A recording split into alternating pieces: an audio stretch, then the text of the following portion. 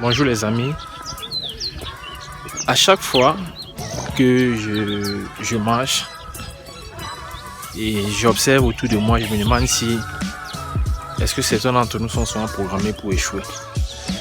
Vraiment, je suis souvent dépassé et même scandalisé. Regardez les maisons. Je suis comme ça à Yaoundé au quartier Odia. Je suis à Yaoundé au quartier Odia. Regardez les maisons. On se demande si ceux qui y vivent, c'est un héritage qu'ils ont eu ou bien ils ont eu de la chance de réussir dans leur vie.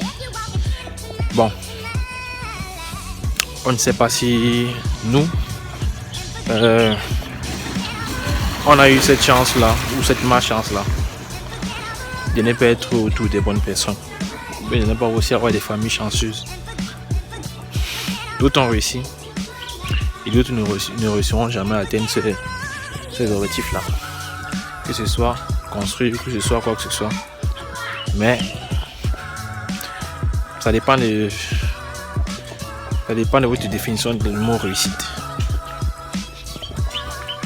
Donc, si pour toi réussir, c'est avoir de belles maisons, de belles voitures, s'offrir des voyages à travers le monde partout, c'est pas mauvais. C'est une très bonne chose d'ailleurs.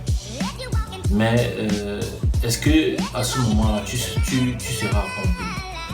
Donc, la richesse, autant dire que c'est un état d'esprit et chacun ne sera jamais prédestiné à être riche.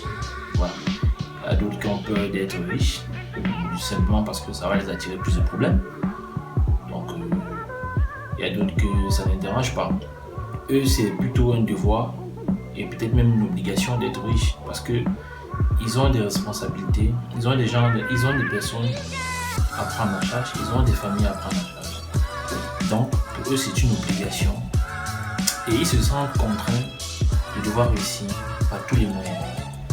Alors, il faut mettre en tête que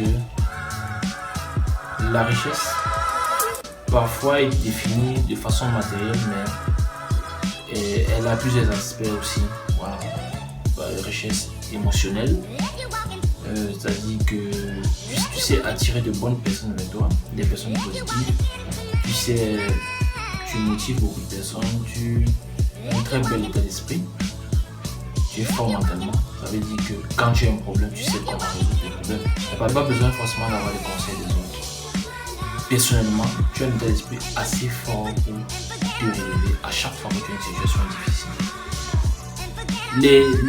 La richesse aussi peut être mentale, c'est-à-dire que tu es assez cultivé et tu peux à ce moment-là même transformer cette richesse mentale-là, mais intellectuelle, à une richesse financière ou matérielle.